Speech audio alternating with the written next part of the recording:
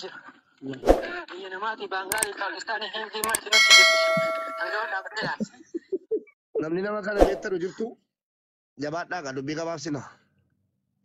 Namni nama kana beektanu jirtu namni nama kana beektanu ni jirtu. Amaanaadha moo hawaalaa dhageefti?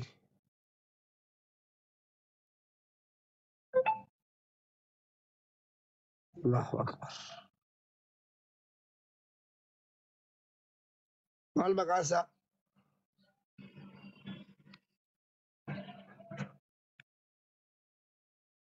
Arsii ija keetta gadho arsii jettaa jira deemtee gotu ba'i hocii na hocii.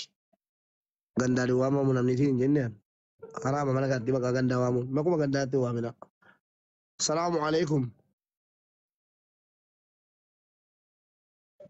Assalaamu alaikum. Akkam jirta? Nagaa alhamdulillah. Dhiifamaa wajjin sakattaarra jirra miidiyaa kanarraa intalli tokko dhuftee ijoollee lamatu dhufee si himate. Maallaqa riyaala 6,000 biyyatti naa galchee kennannaanii narraa fuudhee dhuma callisee taa'aa jira jettee si himatte ijoolleen.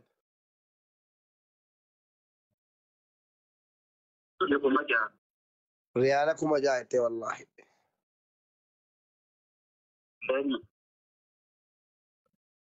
Wal si agarsiisu. Hin dhaga'amu.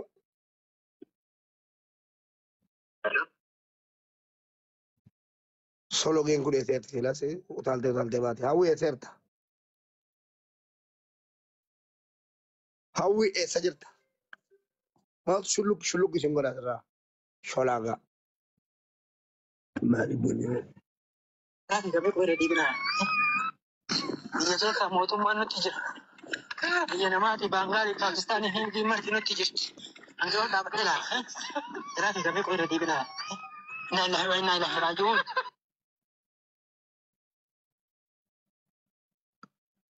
65 62 kaardii nuun dhaabeera kanas 43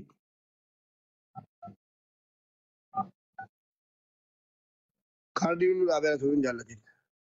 عفوا الرقم الذي Lakkoofsa cufaadhaan seenama himattaa hawwii jedhamtu piroofaayilii kee gurraacha akka waan qabrii keessatti sagal dhahamte jechuudha. Eessa jirti intalama? Maatu siifisanii tokkii isa hojii nutti himti moo muudii irratti qabachuudha? Kooppiliinkii gadi godhaan jirree fi naan bulaan jiru moobaayiliin kun.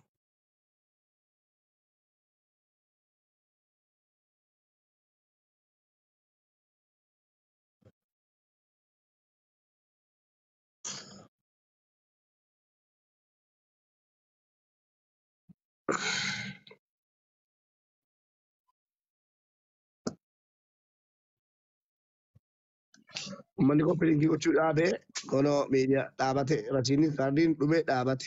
Kaardiin nu ergaa yeroo nu jenne hin dhageessan akka waan hawwii lakkoofsa keenyaa ergee walirratti ani dhagaasaati. Waalaikum assalaam. Munir. Hawwii yoo dhagaa jiraattee lakkoofsa keenyaa ergi kallattiidhaan walirratti sinidha. Kanuma falli jiru. Okay, dhagaye chaarjii si alis ittiin dhagaate kan isin jee dhagaye mee yeroo takka yeroo dhiifama garuu yeroo namni wanti jee lakkoofsa kee daarektiin argamu. dhaggeeffadhu miidhamni kee miidhama kiyya si galee kana waan tokko si dabarsa nama hojii waa himatee dura abbicha san keessaan irraa waraabiitii waan jiru adda baafadhu wanna san mirkaneessi gamana akka fidduutti dhaamsisiidhaan namni hunda yoo takka bakka takkatti amma uummanni akkanas jedhu ooliitu bakka takka yoo dogongortee akkasitti duunu beeki nama siif yaadutu waan akkana siin jaa dura nama gisee waa si himatu qulqulleeffadhu mubaarak akka obboleessi si takka kan. Amuniiree kiyya qaalii koo akka keetii nama akka keetii yaadnaa yaadu lama rabbinaaf abuusa habiibii koo bakka rakkinaatti fi iddee dhuftee ati. Wallaahi naa jiraadha muni nami. Dhugaa keeti. Amma maaliif wanni kun sirrii miti jechuudha osoo hin taane namni waa himatu kuni cibbuutis ni jira, kan dhugaatis ni jira, kan karaarra jirus ni jira. Kanaaf asoo footoo isaa asirratti hin baasin itti bilbila si kennan saniiti waan inni jiru deebisaa inni jiru fuudheeti dideemoo moo akkaataa itti wanta jiru adda qulqulleeffattee fiduu qabda. Namni tokko si dogoggorsiisuudhaaf maqaa kee kuffisuudhaaf waan hin taane sirra kaa'u takka baanaan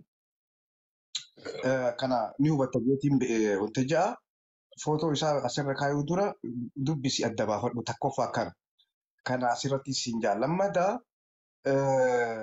dhiyoota namaan nurraa taate mubaarik keenya ijoolleen keenya kilaasii abdii culullee irraa nama afurii lubbuu wahe quba qabda dhageessee jirta miidiyaa kanarratti namni 16 sakaraatitti ture guyyaa san du'anii duubaatanuu hin beekamu lakkoofsa caa 37 qofa keessaan siimaa jira lubbuu nama meeqaatiitu bahaa jira maaliif calliste maali garuu numa agartaas gubbarraayi obboleeyyan keenya dhumaa jirani amma waa'ee kilaasii takka shuggaa tokko mana tokko qofaan siimaa jira nama hedduu du'uu jira dhukkubniinis daddarbaan keessaafuu karji keessa babal'atee jira amma ni du'anii fi ni jiranii adda hin beeynu gaafuma du'anii iyyuudha mee adaraa dubbii tana atumaa keessaa wayyaadha akka sooshaal miidiyaa kanatti yeroo hedduun illee na bilbileeti namni ja'a afran du'eeti reef kanurraa baasaati. Waatsaappii deemi hawwii wada gaaraatti gurra qabaatte waatsaappii deemi neetworkii keessa teessaan jiru waan ta'eef namicha walirratti dheessee haasofsiisuu fanii lakkoofsa kee daayirektii hojjetu kallattiidhaan hojjetu naa ergisiin jedheera achiin waatsaappii deemi maali boonjee waatsaappii sitti dawalaan jiru waan deemi waatsaappiidhaan lakkoofsa kee kallattiidhaan hojjetu naa ergi walirrattanidha. Laa hawla walaa quwwata illaa billah. Reef kanarraa abdii culullee kakatee kunoo nama 16 wanta reefkii nama 4 jira nama beenu jechuudha nama qabatamaan beenu manuma tokko keessaa sadarkaa keessatti dhukkubaa dhufee karjii nama hedduu fixaa jira wallaahi piliis dubbii tana lafan kaayina dubbiin torbee lamee iyyeessan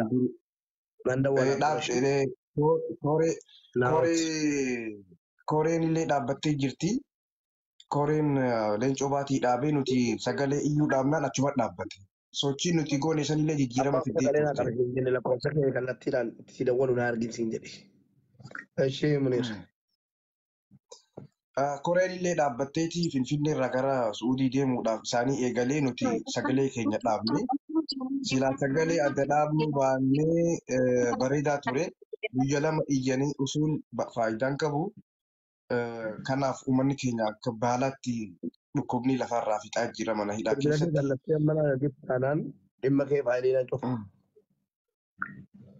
Akkasitti asumatti siinjaa waa'ee tanaa irra deebinee dhumaa jira namni uummanni illee bilbila carraa irraa guuramuu fi gidaaraa illee irra dhaqqabanii tokko irraa qabaa jiranii irraa buqaasaa jiranii.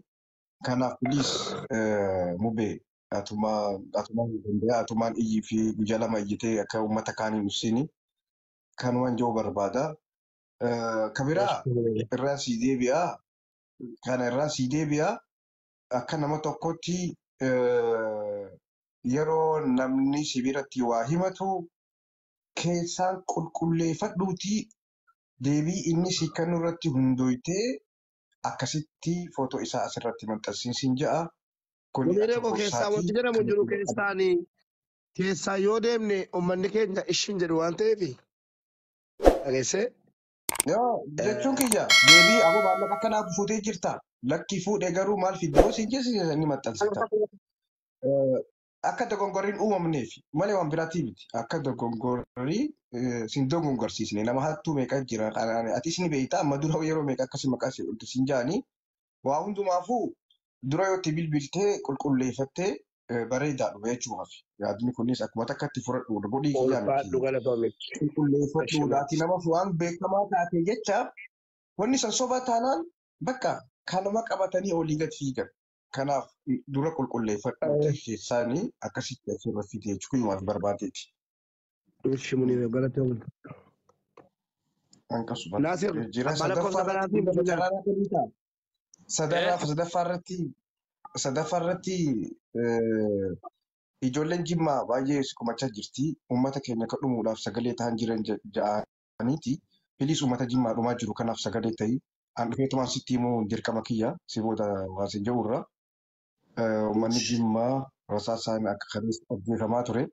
Akka nama godina sanitti iyyuu qabdaa fi irraa dubbadhu uummata aanaa saaxama. Geeraallee irraa dubbatte aanaa saaxamarraa illee waan jiru uummata hiyyeessaa qotee bulaa ajjeefamaa jiru quba qabdaati irraa dubbadhuun siin jaa galatu. Munir lakkoofsa kanaa siin birrii si nyaatti. Lakkoofsa kanaa kan birrii si nyaatte Naasir. Si ergeera lakkoofsa ishii jechuudha. Birrii meeqa si nyaatte? Munir kaardii naa gimee yoo dandeesse. Birrii kuma jaan galcheef. Cufaa jedha. Birrii kuma jaan galcheef hin jedha. Cufaadha bilbillisii. Bilbila hin cufata waasaap Itoophiyaatiif fayyadama jechuudha. Mucayyoo nama himatu tunu birrii oduun galcheefitan naqeerraa fudhachaa ture jechuudha.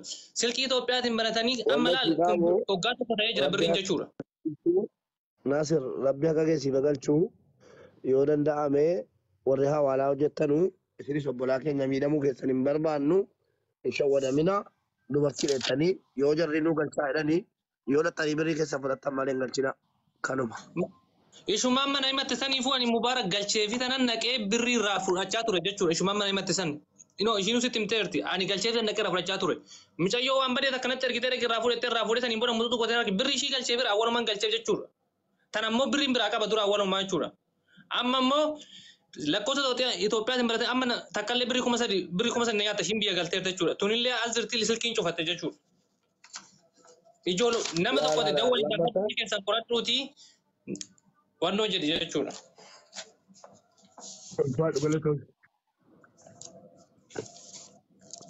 Mee dhimma hawwii kana gar tokkotti baafna.